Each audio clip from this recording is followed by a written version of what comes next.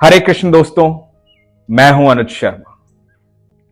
वृंदावन से थोड़ा सा दूर एक झील है, मानसरोवर झील, पूर्व दिशा में। उससे 2 कोस दूर एक गांव है, माट गांव। माट गांव में एक बच्ची रहती थी, लक्ष्मी। उसकी मां बहुत कम उम्र में बैकुंठवास हो गई थी, तो पिता ने दूसरी शादी कर दी। अब लक्ष्मी को मां का प्यार मिल नहीं रहा था। मां सौतेली थी और पिता दूसरी मां के साथ इतना मग्न था, उसे बेटी का ध्यान ही नहीं रहता था। तो एक किस्म से लक्ष्मी अनाथ हो गई। ठाकुर जी की अनन्य भक्त थी। लक्ष्मी जब छोटी थी तो उसने अपनी मां को भगवान की आराधना करते हुए देखा। मां भी ठाकुर जी की अनन्य भक्त थी, इसलिए लक्ष्मी के अंदर वो संस्कार आए। ठाकुर जी को बेहद प्यार करती थी। देखती थी कि सब लोग वृंदावन जाते हैं। जब भी कोई तीज त्योहार आता है, सब वृंदावन जाते हैं। कभी एकादशी, कभी पूर्णिमा, कभी अमावस्या, सब लोग वृंदावन जाते हैं। इसकी जो नई मां थी, वो और इसके पिता भी वृंदावन जाते थे, लेकिन लक्ष्मी को कोई साथ लेकर नहीं जाता था। मन में बड़ा इसको लगता था कि मैं कब वृंदावन जाऊं, मुझे कब ठाकुर जी बुलाएंगे। कभी कभी वहां सत्संग होते थे, उस सत्संग में, कीर्तन में अपने मां बाप से पूछकर चली जाती थी, वो भेज देते थे। सत्संग सुनती, भगवान के किस्से सुनती, भगवान के प्रसंग सुनती, उनकी लीलाएं सुनती। मन बड़ा गदगद होता था। मन में एक ही आस थी, मैं कब बाके बिहारी से मिलूंगी, कब मैं ठाकुर से मिलूंगी। तो उन सहेलियों के पास बैठती जो वृंदावन जाकर के आते थे, उनसे किस्से सुनती थी कि कैसे हैं बाके बिहारी, कैसा है वृंदावन। हालांकि वृंदावन बहुत दूर नहीं था। ऐसा होता है, बहुत सारे लोग ऐसे हैं जो वहां पास रहते हुए भी ठाकुर के पास नहीं गए हों, क्योंकि यह भाग्य की बात है, सौभाग्य की बात है। और जिस समय की यह कथा है, जिस समय का यह प्रसंग है, उस समय लड़कियों पर, महिलाओं पर हमारे समाज के अंदर थोड़े प्रतिबंध भी ज्यादा होते थे। अकेली बच्ची को कहीं कोई भेजता नहीं था। लक्ष्मी अब बड़ी हो गई थी, विवाह योग्य हो गई थी, तो इसके पिता इसके लिए लड़का तलाश कर रहे थे। बहुत जगह लड़का ढूंढा और लड़का मिला वृंदावन में। लड़के का नाम नारायण। जैसे ही ये बात लक्ष्मी को पता लगी, लक्ष्मी बड़ी प्रसन्न हुई कि वाह, अब तो मैं वृंदावन जाऊंगी ही जाऊंगी। अब तो तय हो गया कि वृंदावन जाऊंगी। और लक्ष्मी की शादी हो गई। लक्ष्मी तो इतने दिनों से इंतजार कर रही थी, विवाह होगा, वृंदावन जाऊंगी, मेरे ठाकुर से मिलूंगी। इस बीच लक्ष्मी ने कहीं यह सुना था कि ईश्वर से कोई ना कोई रिश्ता होता है, संबंध होता है, तो ईश्वर के ज्यादा करीब हो जाते हैं। तो लक्ष्मी को वो बात ध्यान आई। लक्ष्मी ये सोचती थी, क्या रिश्ता रखूं ठाकुर जी से, क्या संबंध रखूं। अब जब शादी वृंदावन में हो रही थी, तो लक्ष्मी ने बोला कि ठाकुर जी आज से मेरे देवर हैं।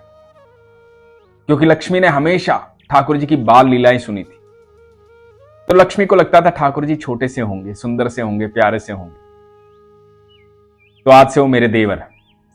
अब जो बात कहनी होगी मेरे देवर को बोल दूंगी, जो काम करना होगा देवर को बोल दूंगी।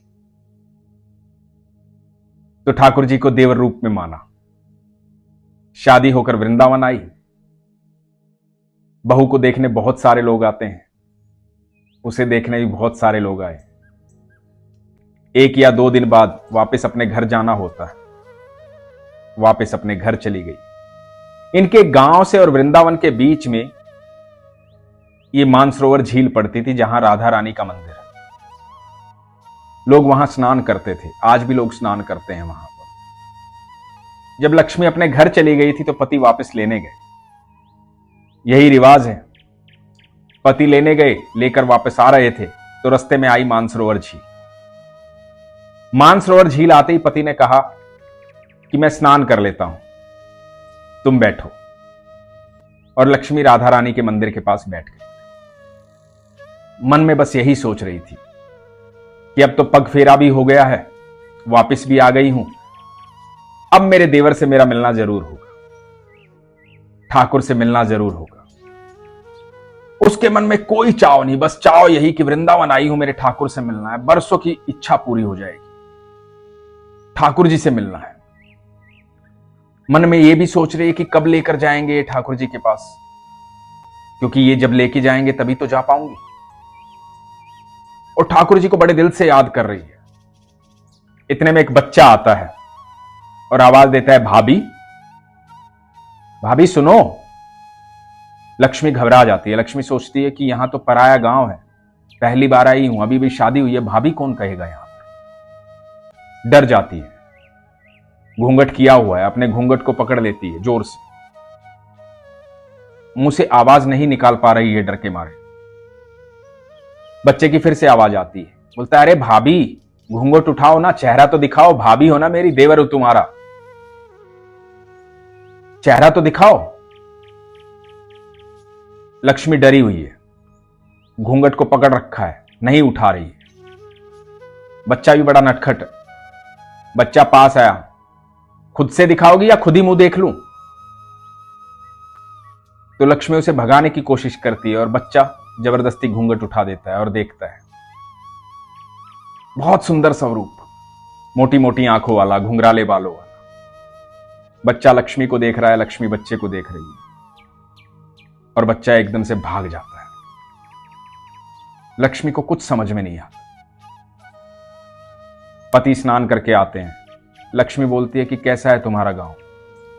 एक बच्चा आया, आकर के उसने ऐसे जबरदस्ती मेरा घूंघट उठाया, मुझे भाभी भाभी कह रहा था। पति बोला, अच्छा ऐसी बात है। पति को गुस्सा आया। पति ने कहा कि आज के बाद वो लड़का कहीं दिखाई देना, मुझे बताना, छोड़ूंगा नहीं मैं उसे। गांव के बच्चे ऐसे ही होते हैं, कोई बात नहीं, चिंता मत करो। लक्ष्मी पति के घर चली गई। पति पत्नी जब घर पहुंचे, अगले दिन की सुबह हुई तो लक्ष्मी की सास ने अपने बेटे से कहा कि बेटा अब शादी हो गई है, बहू घर आ गई है, तो बाके बिहारी के दर्शन तो कराओ, ठाकुर जी से तो मिलाओ, बहू को लेकर के जाओ। लक्ष्मी ने बड़ा सा घूंघट निकाला हुआ है, पति के साथ ठाकुर जी के मंदिर जाती है। मन ही मन बहुत खुश है, अपनी खुशी किसी को नहीं बता रही है, मन ही मन बहुत खुश है। बस मन में सोच रही है कि जल्दी से जाऊं, जल्दी से पहुंचूं ठाकुर जी के पास, ठाकुर जी को देखना है। आज तो इतने दिन हो गए ये सोचते सोचते, कैसे है मेरे ठाकुर जी, आज तो बिहारी जी को देखना है, आज मेरे देवर ने बुला ही लिया है मुझे, बस जल्दी से पहुंचूं। घूंघट में है, कुंज की गलियों से होती हुई बिहारी जी के मंदिर पहुंचती। मन ही मन बहुत सारी कल्पनाएं हैं, आनंद में है, खुश है, एकदम प्रसन्न है, बरसों की इच्छा पूरी होने वाली। मंदिर के अंदर पहुंचती है, ठाकुर जी के सामने पहुंचती है, सोच रही है घूंघट उतारूं ना उतारूं, मन बहुत है उतारने का, ठाकुर जी को देखने का, पर यह डर है पति डांट ना दे, क्योंकि ये रिवाज है, यहां कोई लोग देख ना ले, इसलिए घूंघट उतार नहीं रही है। इतने में पति कहते हैं कि अरे ठाकुर जी के सामने खड़ी हो, घूंघट उतारो, ठाकुर जी को देखो अपनी आंखों से, और ठाकुर जी भी तो तुम्हें देखेंगे। और लक्ष्मी घूंघट उठाती है, जैसे ही बाके बिहारी को देखती है स्तब्ध हो जाती है, देखती रह जाती है। उसे बाके बिहारी का विग्रह नहीं दिखाई दे रहा, उसे वो बच्चा दिखाई दे रहा है जिसने आके कहा था, अरे घूंघट तो उठाओ भाभी, मुझे देखना है तुम्हें। वो बच्चे को देखती है और जोर से चिल्ला पड़ती है, देखो मैंने तुम्हें कहा था ना एक लड़का आया था, यही है वो लड़का, ये देखो ये देखो, ये सामने खड़ा हुआ, यही वो लड़का है, इसने मेरा घूंघट उठाया था। और मंदिर के आसपास के लोग भी देखने लग जाते हैं। वो बिहारी जी की तरफ उंगली करके कह रही है, यही है वो लड़का, पहली बार बिहारी जी के मंदिर आई है। पति बोलता है कि ठाकुर जी तुमसे मिलने आए थे, जब मैं स्नान कर रहा था ठाकुर जी तुमसे मिलने आए थे। लक्ष्मी बोलती है ठाकुर जी हैं। और लक्ष्मी भाव विभोर हो जाती है, सबकी आंखों से अश्रु बह रहे। मेरा देवर मुझसे मिलने आया था, मैंने कहा था मुझसे मिलने आना, मुझसे वहीं पर मिलने आया था, मैं याद कर रही थी मेरे देवर को कि कब मिलूंगी कब मिलूंगी, ये तो मुझसे पहले मेरे पास पहुंच गया। ऐसे हैं ठाकुर जी, ऐसे हैं कन्हैया। मैं सच कहता हूं, विश्वास रखो बस, वो आपके आसपास हैं, आपकी एक आवाज पर आपके पास आएंगे क्योंकि आपके पिता हैं। जैसे मां की ओरनाल जुड़ी होती है ना बच्चे से, मां का संबंध होता है ना बच्चे से, वो संबंध है ठाकुर जी का हम सबसे, वो संबंध है राधा रानी का हम सबसे। यहां पृथ्वी पर हमें उस ओरनाल से अलग कर दिया जाता है, मां की ओरनाल से